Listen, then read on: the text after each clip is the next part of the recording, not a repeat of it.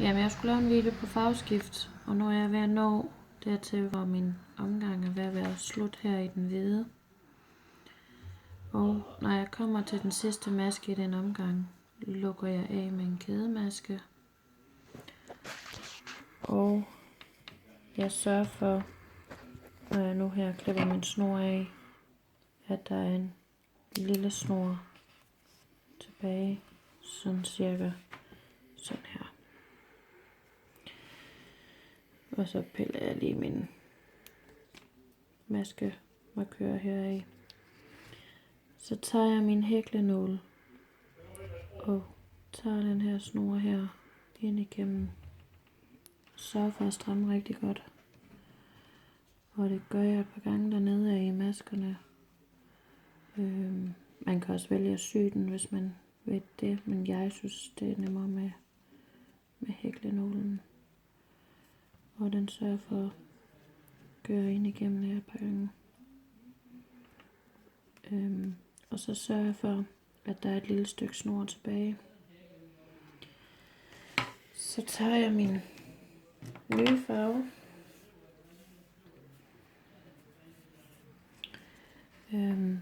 Og der tager jeg, nu har jeg jo mit gamle startpunkt her, hvor jeg sluttede. Og der flytter jeg den cirka en halv omgang. Og sætter min hæklenål ind og kommer den nye farve i. Og så hækler jeg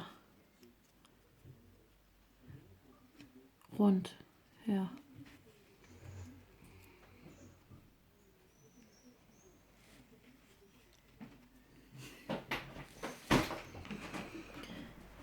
Jeg hækler bare rundt her. Og jeg fortsætter indtil jeg når her, hvor jeg har mit gamle startpunkt. Og jeg tager den ind igennem der kædemasken. Og så er det, jeg tager min hvide snor her og sørger for at stramme den rigtig godt. Og så tager jeg ind i den næste maske og sørger for at lave masken rigtig stram. Og så kører jeg ellers bare rundt. Man kan vælge at hækle den her med ind i, eller man kan klippe den af. Den holder uanset hvad du gør. Og man kører rundt her. Og når jeg så når her, hvor jeg startede min omgang, så har jeg her en maske, hvor der er en i forvejen. Der vælger jeg simpelthen at sætte den sidste maske i den her omgang. Men så får jeg jo selvfølgelig udvidet, fordi nu er der jo 2 masker i en. Så jeg vælger at springe den sorte over, den første sorte her, og køre den ind i den ved siden af. På den måde, så har jeg hele tiden det samme antal masker.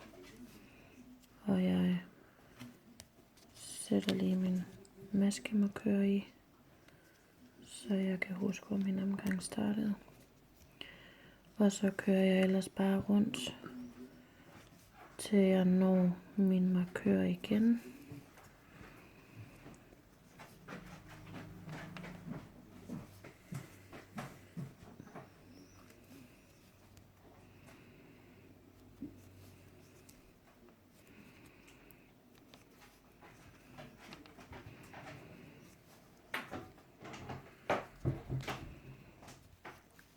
Sådan. Så er vi lige ved at være der. Og så synes jeg nogle gange godt, det kan give sådan nogle små hak, hvis jeg slutter i den sidste maske. Så derfor så vil jeg lave en almindelig maske og tage min maskemarkør af, og så simpelthen lave en kædemaske i den her. Det giver simpelthen et mindre hak, synes jeg. Og jeg gør igen det samme, at jeg igen laver en lille snor. Sådan cirka på den længde her. jeg kører igen her ind med min hæklenål og igennem og på den anden side og igennem, og man kan selvfølgelig selv bestemme, hvor lang tid man synes, man skal gøre det her. Og som sagt, man kan også vælge at sy det, hvis det er det, man vil. Så tager jeg igen min hvide farve her. Og så har jeg jo så et startpunkt her, og jeg har et startpunkt her. Så vælger jeg simpelthen et helt tredje sted at lave mit startpunkt. Og der kører jeg min hæklenål ind.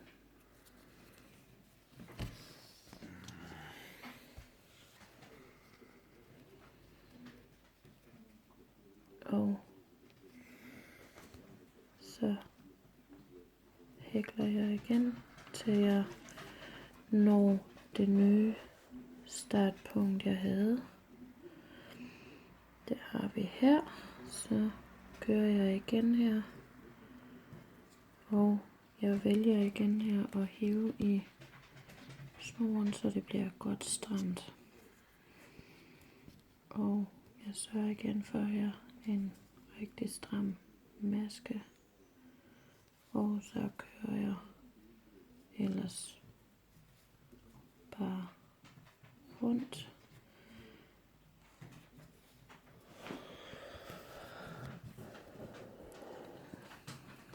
Indtil jeg når det nye startpunkt igen.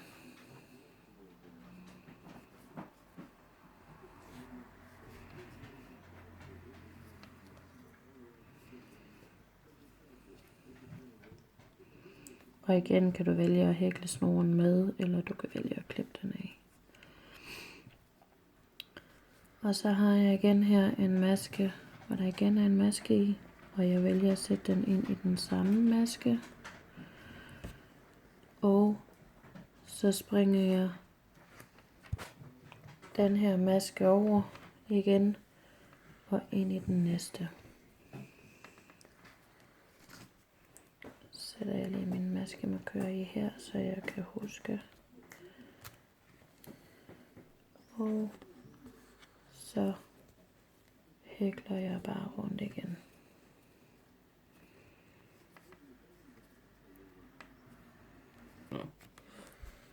Og man fortsætter bare rundt.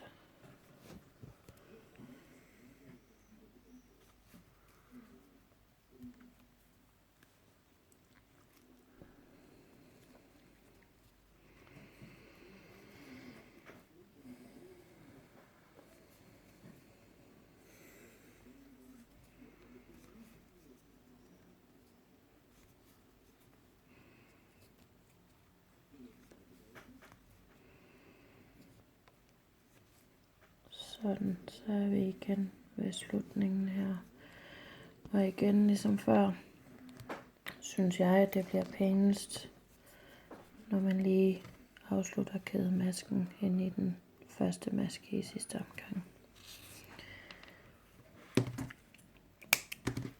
Og så får du sådan et resultat her.